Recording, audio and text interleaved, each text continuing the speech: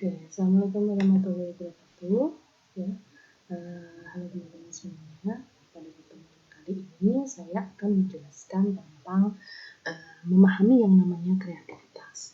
Oke, seperti yang teman-teman ketahui, ya, sebenarnya kreativitas itu apa sih? Nah, kreatif itu merupakan bisa jadi menjadi gaya hidup, ya, atau bagaimana cara seseorang ataupun manusia itu mempersepsikan dunia itu seperti apa. Jadi tingkatan kreativitas pun nantinya akan berbeda-beda antara satu orang dengan orang yang lain. Nah, biasanya orang-orang yang hidup dengan cara yang kreatif itu biasanya mereka mencoba untuk mengembangkan yang namanya talenta yang dimiliki.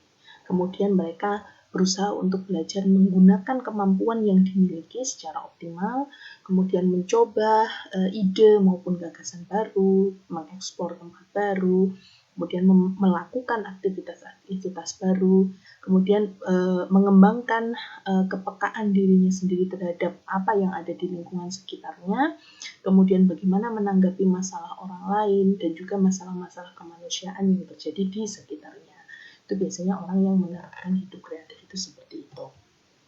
Nah, biasanya orang-orang yang kreatif itu mereka bisa untuk mengaktualisasikan diri, gitu ya, dengan caranya yaitu mentalnya itu sehat dulu. Gitu.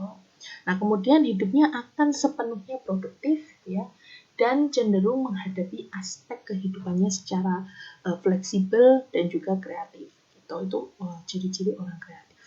Nah, kreativitas aktualisasi diri itu merupakan content free atau misalkan itu terlepas dari bidang ataupun materi tertentu ataupun kompetensi dan bidang tertentunya, gitu ya, yang tidak melekat, gitu ya. Jadi content free, jadi orang yang mengaktualisasikan dirinya dengan kreativitas itu ya dia tidak akan terikat oleh apapun, ya, itu terserah bebas. Jadi itu adalah dirinya sendiri, ya, dia menjadi dirinya sendiri dan terlepas dari semua hal yang terikat pada dirinya.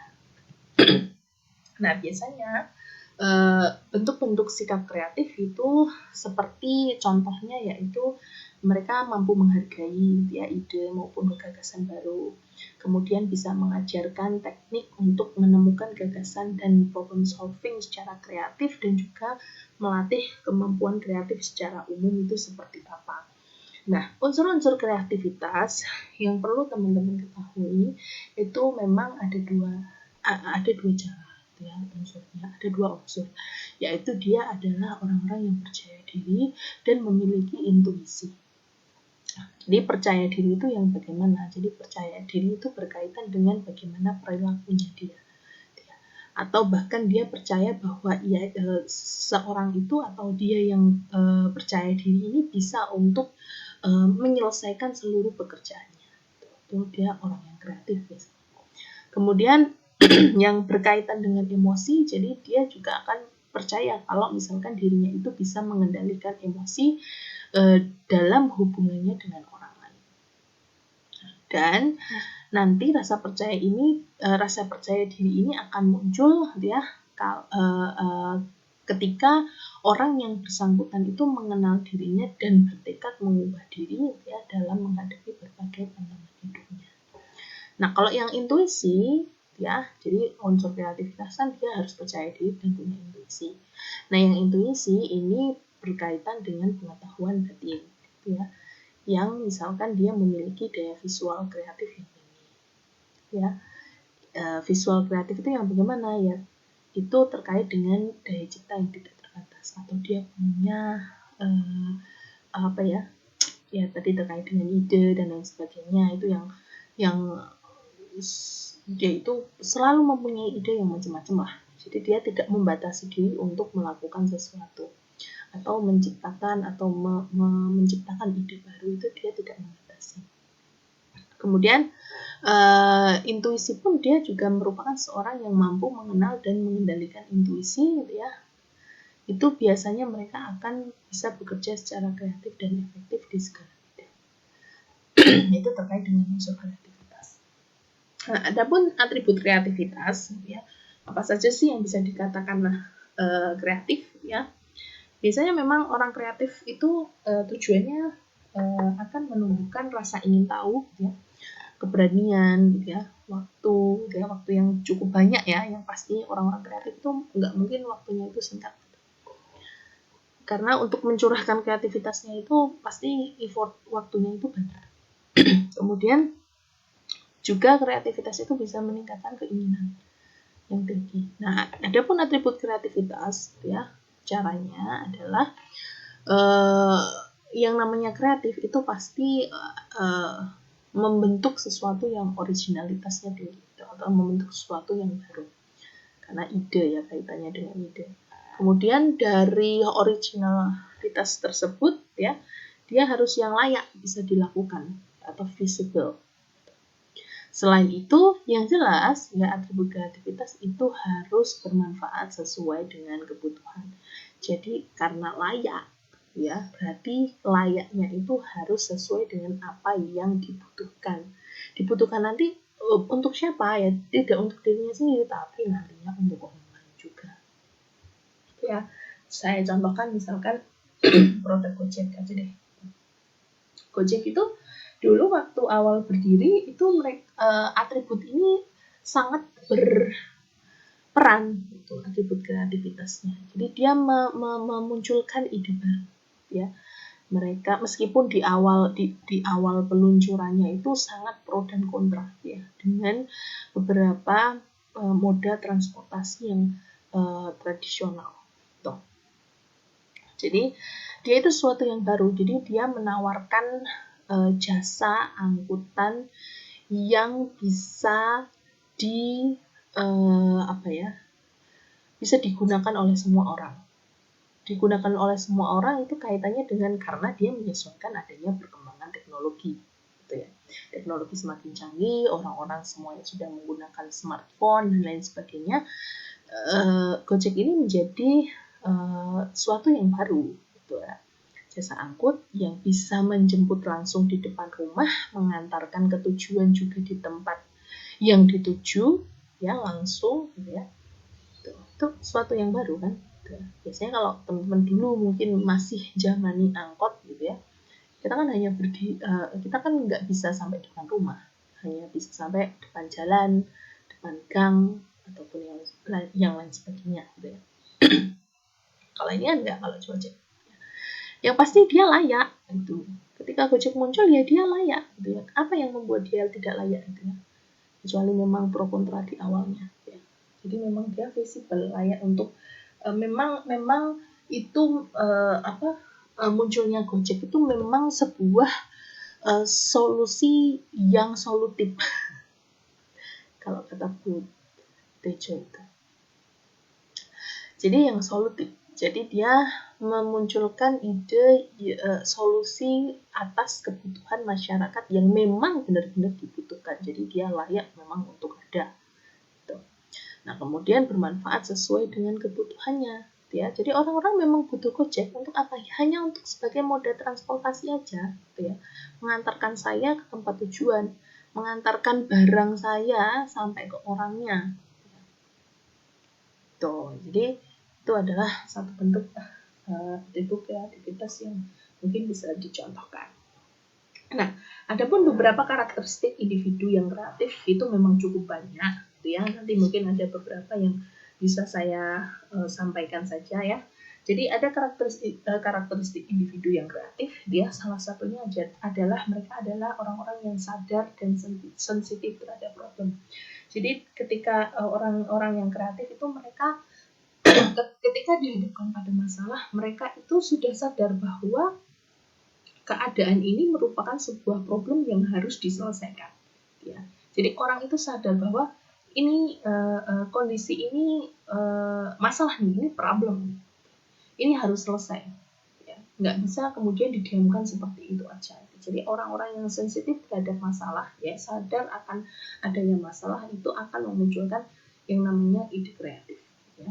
Jadi mereka akan kemudian mau tidak mau mereka akan menyelesaikan masalahnya. Menyelesaikan masalahnya bagaimana? Ya kembali lagi nanti terkait dengan kritis dan juga kreatif. Gitu. Kemudian ingatan, gitu ya. Untuk ingatan itu kadang banyak orang-orang itu orang-orang kreatif itu memiliki ingatan ya dan dapat menunjukkan daya ingat yang menonjol. Biasanya orang-orang yang kreatif itu ketika mereka punya ingatan jangka panjang yang baik dan juga ingatan jangka panjang yang penting gitu ya, yang nanti akan berguna untuk kreativitas gitu ya, karena banyak nanti ada informasi yang bisa digunakan untuk memecahkan masalah ya. Nah, biasanya ingatan ini diperlukan untuk nantinya akan menghasilkan ide-ide yang kreatif. Tuh.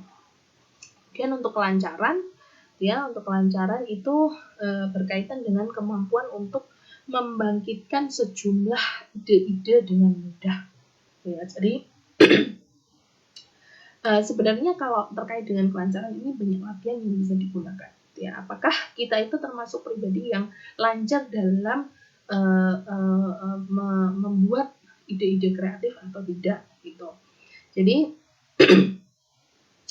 kenapa kok yang namanya kelancaran itu penting? Ya nanti semakin ide yang dimiliki, semakin banyak ide yang dimiliki, maka semakin besar kesempatan kita untuk menemukan ide-ide yang semakin baik. Ya nanti contoh latihannya itu banyak. Misalkan saya minta teman-teman untuk menyebutkan apa sih manfaat menggunakan apa sih manfaat ataupun kegunaan dari pensil gitu ya. Saya minta teman-teman untuk menuliskan semakin banyak kegunaan hanya dalam waktu 3 menit ya. Semakin banyak ide kegunaan yang bisa teman-teman sebutkan ya berarti teman-teman lancar untuk menciptakan ide-ide kreatif. Kemudian ada fleksibilitas ya, itu membangkitkan banyak ide, tapi kadang fleksibilitas itu juga tidak secara langsung menunjukkan kemudahan mendapatkan informasi tertentu atau berkurangnya kepastian gitu. Jadi fleksibel, orang kreatif itu biasanya mereka fleksibel. Fleksibel adalah menyesuaikan kondisi lingkungannya seperti yang tadi saya bilang. Kemudian keaslian, ya, menghasilkan ide luar biasa, memecahkan problem dengan cara yang luar biasa. Kemudian menggunakan atau tadi yang saya bilang dia itu harus yang originalitas, ya, harus yang baru untuk menyelesaikan sebuah masalah dengan cerdik. Kemudian disiplin diri, ya. Kadang orang-orang yang menciptakan ide yang kreatif itu hanya sekedar menciptakan aja, ya. Kemudian tidak bisa melanjutkan atau merealisasikan ide kreatif tersebut ke keadaan yang sesungguhnya. Maka kemudian orang-orang yang kreatif itu pastilah mereka yang disiplin dan teguh hati. Jadi ide kreatif apa yang sudah dibuat itu mereka akan disiplin atau mereka juga akan bekerja keras ya dengan teguh melanjutkan apa yang sudah diidekan sama dia seperti itu. Kemudian mampu untuk beradaptasi, kemudian adanya intelektual, humor, konformitas, toleransi ambigu, percaya diri, skeptis, dan juga intelligence. Ya itu sedikit aja yang mungkin saya sampaikan. Kemudian ada beberapa pendekatan juga terkait dengan kreativitas. Ada 4P, pribadi, proses, produk, dan juga pendorong. Jadi ini yang perlu teman-teman ketahui. Jadi yang namanya 4P itu hanya marketing mix saja, tapi pendekatan kreativitas itu juga ada 4P. Jadi 4 ini ya, kita bahas satu-satu. Pribadi itu terkait dengan keunikan. Ya, kreatif itu muncul dari keunikan. Kemudian keseluruhan kepribadian dalam interaksi dengan lingkungannya, ya. Kemudian pertemuan yang khas, ya. Ini menurut Steinberg, gitu ya. Ada 3 atribut psikologis, intelijensi, dan juga kognisi. Kemudian triadic human intelligence, ya, dari Steinberg tadi itu ada 3 aspek intelijensi, ya. Tadi yang saya bilang sintesis itu membangkitkan kemampuan ide baru. Kemudian penerapan kreativitas dan juga kemampuan intelektual dalam konteks kehidupan sehari-hari. Kemudian untuk yang proses, ya, ini ada pun beberapa langkah-langkah yang bisa dilakukan.